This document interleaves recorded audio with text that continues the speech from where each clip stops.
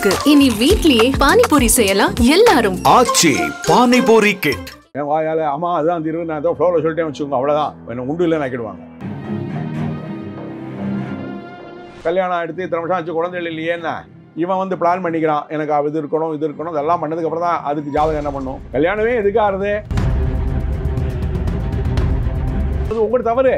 ஒரு ஆண் ஒரு பெண்ணை பார்க்குறா, ஒரு பெண் ஆனா பார்க்குறா, ஒருத்தர் நேசிக்கிறா, உங்களுக்கு லவ் அஃபேர்ஸ் வந்தது, கல்யாணம் பண்ணிக்கிறோம்.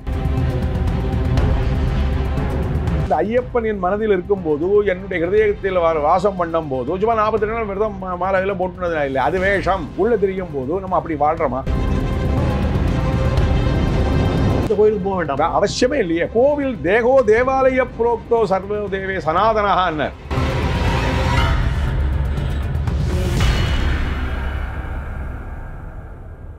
சரி, மனப்பொருத்தம் முக்கியமா ஜாதக பொருத்தம்? மனப்பொருத்தம் முக்கியம்.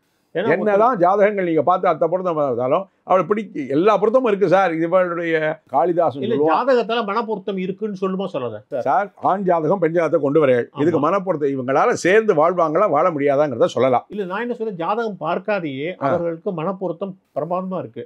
ஆனா கொஞ்ச காலம் கழிச்சு ஏதோ சூழ்நிலையில அந்த ஜாதகத்தை பார்த்ததுக்கு அப்புறம் இது ஐயோ செவ்வாய் தோஷம் இருக்கு, இது சேர முடியாதுங்கிறாங்க. அதெல்லாம் நம்ம சமாதானம், எல்லாம் மாறும். நீ எப்போ மனப்பொருத்தம் வாங்கிட்டேனோ, செவ்வாய் அங்கே இருக்கு, சனி இங்கே இருக்கலாம் பார்க்கக்கூடாது. பொதுவாக ஒரு ஜாதகம் எடுத்தனால 2ஆம் பாவம் குடும்பம் எப்படி இருக்கு, 7ஆம் பாவம் களத்திர பாவம், 8ஆம் பாவம் ஆயுள் பாவம் எப்படி இருக்கு, சயனம் 12ஆம் பாவம் எப்படி இருக்கு, 5ஆம் பாவம் புத்திர சந்தானங்கள் எப்படி இருக்கு, அதுதான் அந்த கிராஃபுக்கு நாங்கள் சொல்ல முடியும். இவங்க தீர்மானம் பண்ணுறது செய்யப்படுகிறது. கல்யாணம் எடுத்து இத்தனை வருஷம் ஆச்சு, குழந்தைகள் இல்லையேன்னா இவன் வந்து பிளான் பண்ணிக்கிறான், எனக்கு இது இருக்கணும் இது இருக்கணும். இதெல்லாம் பண்ணதுக்கு அப்புறம் தான் அதுக்கு ஜாதகம் என்ன பண்ணும். கல்யாணமே எதுக்காகிறது? அந்த பிரஜோற்பத்திக்கு உண்டான ஒரு காலம் தருணம் வந்தால் தானே கல்யாணமே.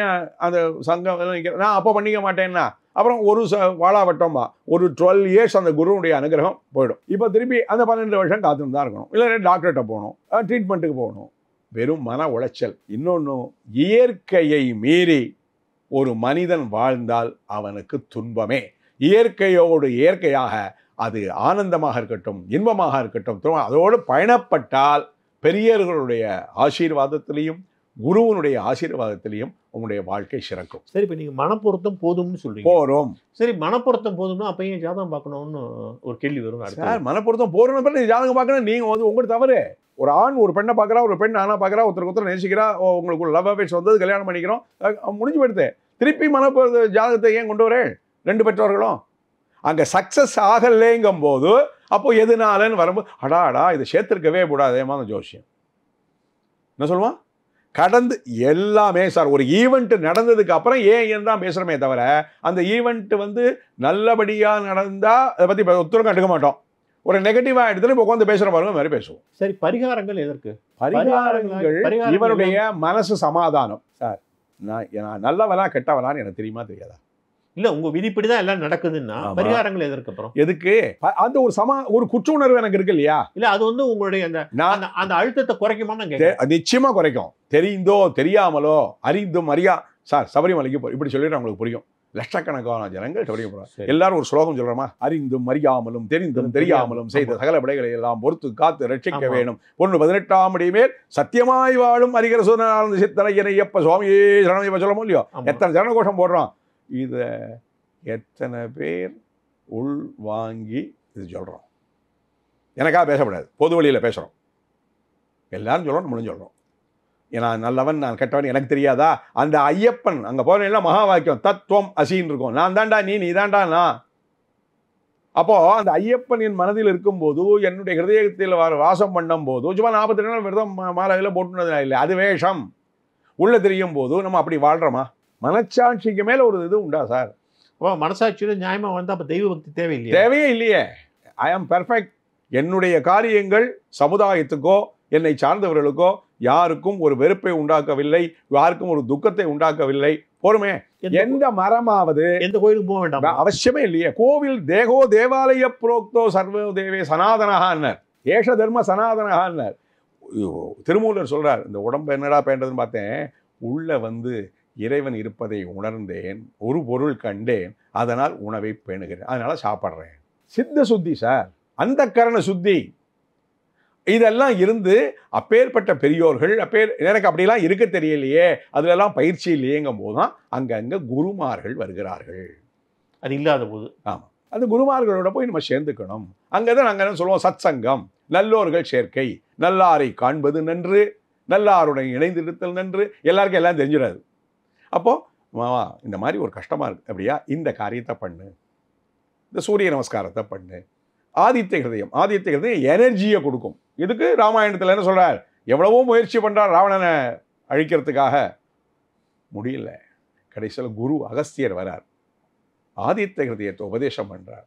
ஆதித்யம் ஹிருதயம் புண்ணியம் சர்வ சத்ரு விநாசனம் ஜயாவகம் ஜபே நித்யம் அக்ஷயம். குறைவில்லாத மங்களங்கள் உண்டு. அதை குருமுகமாக கேட்டு பண்ணி அப்புறம் அந்த கதைகள்லாம் உங்களுக்கு தெரியும். நீங்கள் என்ன சொல்லுங்கள் சார், எல்லாத்துக்கும் என்னால் புராணம் இதிகாசங்கள், எத்தனைய புராணங்கள், எவ்வளவு ஸ்லோகங்கள். சார் இன்னொரு விஷயம், பிராமண பையன்களுக்கு பொண்ணு கிடைக்கிறது ரொம்ப கஷ்டமாக இருக்குது. பெண்கள் கம்மியாக இருக்காங்க, பசங்க ரொம்ப ஜாஸ்தியாக இருக்காங்க. ஆமாம், அதனால பசங்க வந்து லட்சக்கணக்காக, பெண்கள் பார்த்தா ஆயிரக்கணக்கான இருக்காங்க. அதனால சரியான பெண் கிடைக்காம கஷ்டப்படுறாங்க. அதனால அந்த நிறைய பையன்களுக்கு வயசாகிடுது, 35, 36, 40 ஆயிடுது. இந்த இந்த விஷயம் வந்து சமீப காலமாக ஜாஸ்தி ஆகிடுது.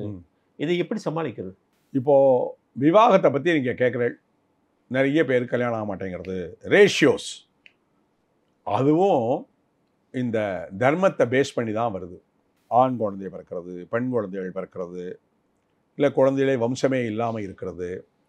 இப்போது இந்த காலகட்டத்தில் நிறைய ஆண்மகன்கள் பெண்கள் கிடைக்காமல் திருமணம் இல்லாமல் இருக்கிறார்கள் என்று கூறுகிறீர்கள்.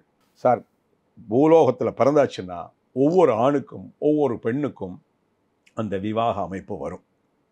அப்போது இவங்க மிஸ் பண்ணிடுறாங்க. நான் என்னுடைய அனுபவத்தை சொல்கிறேன். இப்போ கல்யாணம் பண்ணிக்கலாம், இப்போ வேண்டாம், வாய்ப்புகள் வரும்.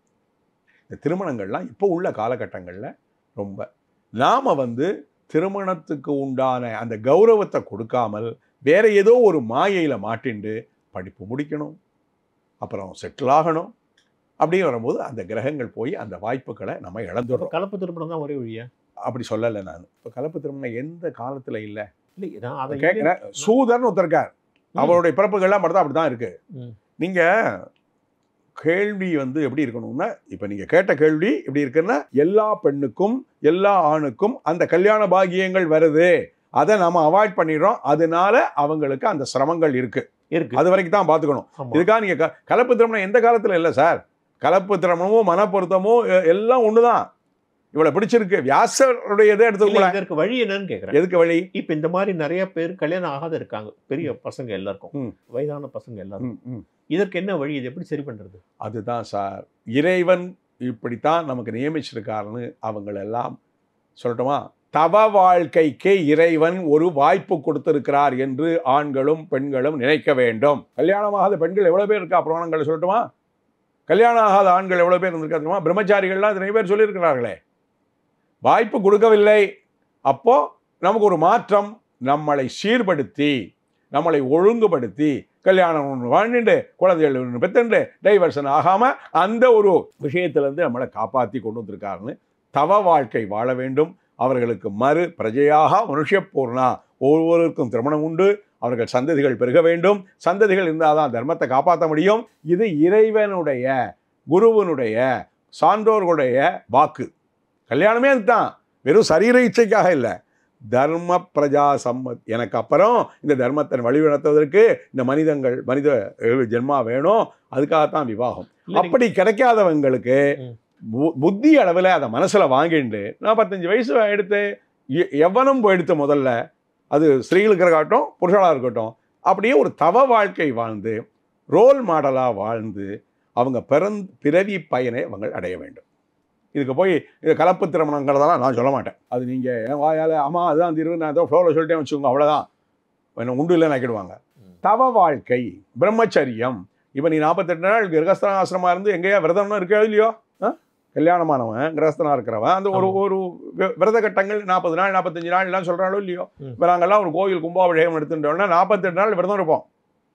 நான் ஒரு இடத்துல போய் அத்தியக்ஷம் பண்ணி ஒரு பண்ணுறதுன்னா என்னுடைய முதல்ல சரீர சுத்தம், என்னுடைய புலன் அடக்கங்கள், இதெல்லாம் நானே பரீட்சை வச்சுட்டு நானே ஜெயிக்கணும். தவறுதலாக போகுவதற்கு உண்டான சூழ்நிலைகள் வரும். அங்கே தான் இந்த மலை கலைக்கோட்டு முனிவன் கதையெல்லாம் நீங்கள் கேள்விப்பட்டிருப்பேன். பெண் வாசனையே ஆகாத முனிவனை கொண்டு வந்து அவன் ஊருக்குள்ள காலை வச்சா மழை பெய்யும். புராணங்கள் இதிகாசங்கள் சும்மா கட்டுக்கதையோ இல்லை நம்ம இஷ்டத்துக்கு இல்லை. அப்படி ஒரு பெண் சவகாசமே இல்லாத ஒரு யோகி ஒரு ஊருக்குள்ள வந்துட்டானா மழை பெய்யும். இந்த கதைகள்லாம் இருக்கு இல்லையா? அதனால அவங்க எல்லாம் சமாதானம். நமக்கு ஒரு வாய்ப்பு வந்தது, அந்த வாய்ப்பை நம்ம தவற விட்டுட்டோம், அது நம்முடைய தவறு. அது ஆனால் பெண்ணு ரெண்டுக்கும் சமணம் தான் சொல்லிடுறேன். அப்படி இருக்கு. அப்புறம் ரேஷியோலையும் பெண்கள் குறைஞ்சு போகிறாங்க, பசங்க ஜாஸ்தியாக இருக்குது. அப்போ இந்த வாழ்க்கையை நாம் ஒரு தவ வாழ்க்கையாக வாழ்ந்து எத்தனை ஆழ்வார்கள் சார், எத்தனை நாயன்மார்கள் சார் எல்லாம் கல்யாணம் பண்ணி இருந்திருக்காங்க. எத்தனை சாதுக்கள், எத்தனை சந்துக்கள், எத்தனை மகான்கள். அப்படி தன்னை அவர்கள் ஒரு அவதார புருஷனாக ப்ரமோட் பண்ணிக்கிறதுக்கு உண்டான பயிற்சி அது சம்பந்தமா சேர்ந்து நடத்துக்கணும். நீ சராசரி மனிதர்களையே நீங்க அவங்களோட ஒப்பிடுறீங்க, ஒரு மகான்களோட ஒப்பிடுறீங்க, சித்தர்களோட ஒப்பிடுறீங்க. யாருக்கு? ஏன் நான் ஒரு மகானாக ஆகக்கூடாது? ஏன் நீங்கள் ஒரு சித்தராக ஆகக்கூடாது? அந்த சித்தர்கள் வந்த வழி, அந்த மகான்கள் வந்த வழி இல்லை, அவங்களுடைய கட்டுப்பாடுகள்லாம் இவங்களுக்கு வருமா? வரணும், வரத்துக்கு முயற்சி பண்ணிக்கணும். நீ எப்படி ஒரு 48 நாள் விரதத்துக்கு ஒன்று கண்ட்ரோலில் கொண்டு வர இல்லையோ, 48 நாள் ஒரு வருஷத்துக்கு கொண்டு வா. நான் ஓவர் நைட்டெல்லாம் ஆகும்னு சொல்லலை. தபஸ் ஆயிரக்கணக்கான ஆண்டுகள் ஒவ்வொரு ரிஷிகளும் தபஸ் பண்ணி தான் அந்த எடுத்திருக்கான். அவருக்கு அந்த பாக்கியம், திருமண பாக்கியம், தாம்பத்திய உறவு இருக்கு அப்படின்னா நிச்சயமா நடக்கும். அது ஜாதகத்தில் தெரியும். அப்படியே பண்ணி வச்ச கல்யாணங்கள்லாம் எத்தனை பேர் மனமுறிவு ஏற்பட்டு போயிடுறாங்க. அதையும் நம்ம பார்க்குறோமோ இல்லையோ? கல்யாணமே ஆகலேன்னு ஒரு பக்கம் சொல்கிறோம், கல்யாணம் ஆகி அந்த வாழ்க்கையை ஃபுல்லாக அனுபவிச்சது இல்லாமல் வெளியேறவங்களையும் சொல்கிறோம். அப்போ இதெல்லாம் மனக்கட்டுப்பாடும் மனிதனுடைய இது. உங்களுக்கு ஒரு சட்டம் போட்டு இப்படி தான் இருக்கணும்னு சொல்லியாச்சு. நீ எங்கெங்க சட்டத்தை நான் வந்து மீறுவேனோ அங்கெல்லாம் மீறிட்டோம், அப்புறம் எனக்கு சௌக்கியம் இல்லை எப்படி சொல்ல முடியும்? மக்களுக்கு சத்ரு மாதாபிதான ஒரு வாக்கியம் சார். அவங்க பெக்கல்லேன்னு நம்ம இந்த திண்டாட வேண்டாமே. இப்போ இவ்வளவு திண்டாட்டத்துக்கும் வேணும், நம்ம பிறக்கணும். இதெல்லாம் மேலே ஒத்தன் எழுதியிருக்கான். அதுதான் சொன்னேன், ஜனனி ஜென்மசுக்கியானாம் வர்தனி குலசம்பதாம். குலதெய்வ ஆராதனைகள், பெரியோர்கள் ஆராதனைகள், முதியோர்கள் ஆராதனைகள், அதாவது இதெல்லாம் இருந்தாலே தர்மம் ஒழுங்காக இருக்கும். அந்த தர்ம தேவதை நம்மளை காப்பாற்றும். சார், அடுத்து இந்த காலநிலையை பற்றி ஒரு சில வார்த்தைகள் சார். இந்த மேலே வெயில் பொழக்கம்னாங்க, நிறைய மழை பெஞ்சிடுது. இதெல்லாம் நம்ம கணிக்க முடியுமா? அது மாதிரி சென்னை வந்து 2025 அழிஞ்சிடுங்கிறாங்க. இதையெல்லாம் கணிக்க முடியுமா? கால தேவதை. இந்த வெயிலாக இருக்கணும்னு எதிர்பார்த்ததுக்கு என்ன பேர் வச்சாங்க தெரியுமா? வசந்த ருது. இப்போ மதுரையிலலாம் லட்சக்கணக்கான பக்தர்கள் இந்த சித்திரை மாதத்தில் கூடியிருப்பாங்க. வைகாசி விசாகம் திருச்செந்தூர்லாம் எடுத்துட்டேன். அவங்களுக்கெல்லாம் தெரியாதா? வெயில் ஜாஸ்தியாக இருக்குது, மழை ஜாஸ்தியாக இருக்குங்கிறதெல்லாம் மனிதன் தன்னுடைய எண்ணத்தை ஆரோபணம் பண்ணிக்கிறான். சித்திரை மாதம்னா சூரியன் உச்சம், வெயில் அடிக்கத்தான் செய்யும். என்னென்ன நட்சத்திரங்கள் அந்த சூரியன் கிராஸ் பண்ணி போகிறதோ, இந்த பரணி, ரோகிணி, கார்த்திகை, இதெல்லாம் சூரியன் பிரவேசம் பண்ண காலத்தில் சூரியனுடைய வெப்பம் பூமிக்கும் சூரியனும் எங்கே இருக்குது, இதை பொறுத்து காலநிலைகள் மாறும். அப்போ தான் சொன்னேன், காலசிய அவயவாசுவாகா. அந்த வெயில் காலத்தை சமாளிக்கும் திறனையும் இறைவன் தருவார். கோடை மழையிலே உண்டு, கோடை காலத்தில் மழை பெய்யும், ஆலங்கட்டி மழை பெய்யும். அது மாதிரி அப்பப்போ பெய்யும். ஒன்றும் நீங்கள் வந்து அந்த கணிதத்தெல்லாம், இயற்கையினுடைய கணிதத்தை, இயற்கையினுடைய ஆசீர்வாதத்தை நாம் நமது புத்தியில் வைத்து பார்க்கக்கூடாது. எது நடக்கிறதோ அதே மாதிரி சொன்னேன், இந்த வருஷம் உலகம் அழிஞ்சு போயிடும், சென்னை அழிஞ்சு போயிடும். ஆமாம், அப்படிலாம் இல்லை. சென்னையில் வாழ்கிறவங்க மரணம் ஆயாச்சுன்னா அவங்கள பொறுத்த வரைக்கும் இந்த யுகம் முடிஞ்சது. அப்படி தான் சொன்னாங்க. அந்த 62, 64 தனுஷ்கோடி புயல் வந்து அப்படியே எல்லாம் போயிடுதுன்னு. திருப்பி எல்லாம் வரத்தானே செய்கிறாங்க. புனரபி மரணம் புனரபி ஜனனம். பிறந்தவன் ஒரு நாள், இறந்தவன் ஒரு நாள் பிறக்கிறான், பிறந்தவன் ஒரு நாள். இது ஒரு சைக்கிள். இதெல்லாம் நம்ப வேண்டாம். அவ்வளோதான் என்னுடைய. ஏன் சிறு ஜோதிடர்கள் இப்படிலாம் சொல்கிறாங்க? அதான் சொல்லிட்டேனே, அவங்களுக்கு எது தெரியறதோ, நீங்கள் என்ன கேட்குறீங்களோ அதுக்கு சமாதானம் சொல்கிறாங்க. அவ்வளோதான். நீங்கள் ஒரு கேள்வி இப்போ நீங்கள் இதெல்லாம் கேட்குறேன், நான் சொல்கிறேன், அவ்வளோதான். சார், சில கோயில்களை பற்றி சொல்லுங்கள். இப்போ வந்து திருமணத்துக்கு எந்த கோயில் சிறந்தது? திருமணம் ஆகலை ஒரு பெண்ணுக்கு அல்லது ஒரு பையனுக்கு ஆகலை, எந்த கோயில் போனால் சீக்கிரமாக நடக்கும்? சார், ஒவ்வொரு ஊர்லேயும் நான் எங்கே வசிக்கிறேனோ அங்கே ஒரு பெருமாள் தாயார் கோவில் இருக்கும். சரி. ஒரு அம்பாள் சிவன் சன்னதி இருக்கும். பௌர்ணமியில், அமாவாசையில் அங்கே போய் வழிபட்டாலே திருமணம் நடக்கும்.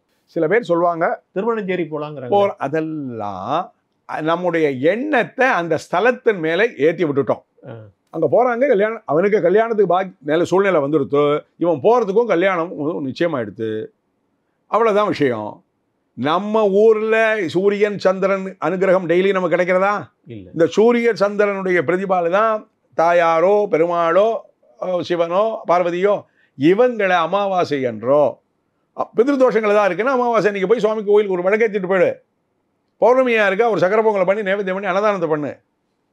இதை பண்ணிட்டு வந்தால் தெய்வ குற்றமே கிடையாது. அப்படி தெய்வ குற்றங்கள் இருக்கும்னு நமக்கு ஒரு பிரமை இருந்ததுன்னா இந்த நல் செயல்களால் அன்னதானம் 10 பேருக்கு கஷ்டப்படுறவங்களுக்கு சாப்பாடு வாங்கி கொடுங்க, வாழ்த்துவாங்க ஆகிடும். அதனால் நான் எல்லா க்ஷேத்திரத்துக்கும் மகிமை உண்டு சார். பாரத தேசத்தில் அத்தனை ஊர்களும், ஊருன்னு சொல்லக்கூடாது, அத்தனை க்ஷேத்திரங்களும், நம்ம சென்னை எடுத்துட்டேன்னா திருவொற்றியூர்லேருந்து திருவான்மியூர் வரைக்கும் அவ்வளவு க்ஷேத்திரங்கள். உங்களுடைய எண்ணம் பரிசுத்தமாக இருக்க வேண்டும், பரோபகாரமாக இருக்க வேண்டும். அங்கதான் போகணுங்கிற அவசியமே இல்லை. சரி, திருக்கருகாவுக்கு போனால் குழந்தை பேர் கொண்டு சொல்கிறாங்க, அங்கே போய் சார் அந்த ஸ்தல வரலாறுல அது சொல்லியிருக்கு. ஒவ்வொரு கோவிலுக்கும் ஒரு ஸ்தல வரலாறு. ஆமாம். இப்போ திருவான்மியூர் எடுத்துட்டேன்னு வச்சுக்கோங்க, ஓஷதீஸ்வரர் மருந்தீஸ்வரர்னு பேர். அங்கே போனால் எல்லா வியாதியும் குணமாயிடும் சார். பௌர்ணமியில் போய் ஒரு விளக்கை மட்டும் எழுதி வச்சுருவாங்க சார். சரி, பணம் இருக்கிறவன் வசதி இருக்கிறவன் நாங்கள் அன்னதானம் பண்ணுங்கோ, சுவாமிக்கு அபிஷேகம் பண்ணுங்கோ. மருந்தீஸ்வரர் கோயில் போனால் போகும். தன்வந்திரி எல்லா விஷ்ணு ஆலயங்கள்லையும் தன்வந்திரி இருக்கும். தன்வந்திரி சிலை இல்லாட்டாலும் அந்த விமானங்களில் அந்த மூர்த்தி இருக்கும். ஒவ்வொரு கோவில்லையும் விமானங்கள் இருக்கும். ஸ்தூபி இதெல்லாம் சொல்கிறோமோ இல்லையோ, கோபுரங்கள்னு சொல்கிறோம் இல்லையோ, அங்கே ஒவ்வொரு மூர்த்திகள் இருக்கும். நீங்கள் அதை மனசில் வச்சிருப்பா அது பிரதட்சணம் வந்தேன்னா ஆட்டோமேட்டிக்காக அங்கே இருக்கிற ஒரு தன்வந்திரி, அங்கே இருக்கிற ஒரு தட்சிணாமூர்த்தி, அங்கே இருக்கக்கூடிய கல்யாண பெருமாள், இப்படி ஒவ்வொரு இருக்கும் இல்லையோ, அந்த அனுகிரகம் கிடச்சிடும். அதனால தான் வேலை தவறாமல் தினமும் கோயிலுக்கு போ. உனக்கு ஒரு நேரம் சரியில்லை அப்போ தான் கோயிலுக்கு போகிறத வச்சுக்காத. நீ ரெகுலராக இந்த வழிபாட்டு முறையை வச்சுட்டே வா.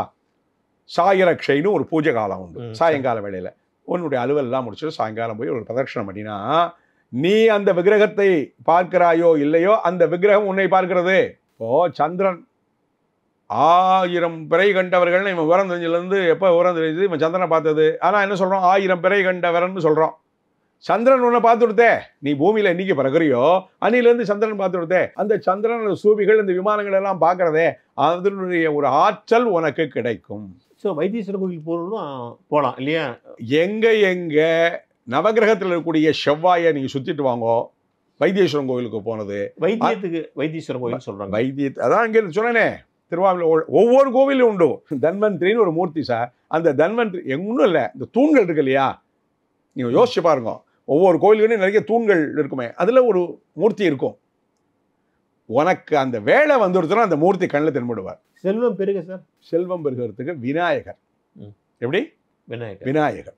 எந்த அல்லல் போம். செல்வம் வந்துடுச்சுன்னா திரும்பவும் போயிடும். கம் கணபதியே நமஹா போரும். சூரியன் டெய்லி பிரத்யக்ஷ தெய்வம் சூரியன். அதில் தான் அந்த குபேரன் மந்திரமே வருது. ராஜாதி ராஜாய பிரசக்ய சாகினே நமோ வயம் வை ஈஸ்ரவணாய குர்மஹே சமே காமான் காம காமாய மக்கியம் காமேஸ்வரோ வை ஈஸ்ரவணோ ததாது குபேராய வைஸ்ரவணாய மகாராஜாய நமஹ. இந்த மகாராஜா அப்படிங்கிற ஒரு சப்தத்தை நீங்கள் அப்படியே உங்களுக்குள்ள சொல்லிட்டே வாங்கோ. ராஜன் ராஜன் ராஜன் சொல்லிட்டே வாங்கோ, நீங்கள் ராஜா ஆகிடுவேன். உங்களுடைய எண்ணம், உங்களுடைய சொல், அந்த பிரதிபலிப்பு, இங்கிலீஷில் சொல்லணும் வைப்ரேஷன் ஏதோ சொல்லலாம் இல்லையோ, அப்படியே நீங்கள் குபேரனை நினச்சிங்களேன். இப்போ நான் குபேரன் சார், என் கையில் ஒரு வெங்கடாதிபதி ஒரு மூர்த்தி போட்டு ஒரு மோதிரம் போட்டுன்னு இருக்கேன், நான் குபேரன். கையிலேயே சொல்லி சார், கர்த்தால் எந்திருந்த உடனே உன் கையை பாருடா, கை விரல் நுனியை பாரு, மத்தியத்தை பாரு, இதை பாரு, கராகிரே வசதே லக்ஷ்மி, உனக்கு அனுகிரகம் இருக்கே. நீ எதை நினைக்கிறாயோ அதுவாகவே ஆகிறாய். அதை ஒத்துக்கிறாளோ? நல்லதே நினச்சா நல்லது நடக்கிறதோ இல்லையோ. நீ கார்த்தாலேருந்து பூமியை தொட்டு இது பண்ண நம பிருத்திவியே, நான் வந்து சம்ஸ்கிருதத்தை சொல்லலை, பூமாதேவியே உன்னை நான் என்னுடைய உபயோகத்துக்காக இது பண்ணுறேன், என்ன க்ஷமையா, இன்னும் பொறுமை, அந்த பொறுமைங்கிறத எனக்கு கொடு.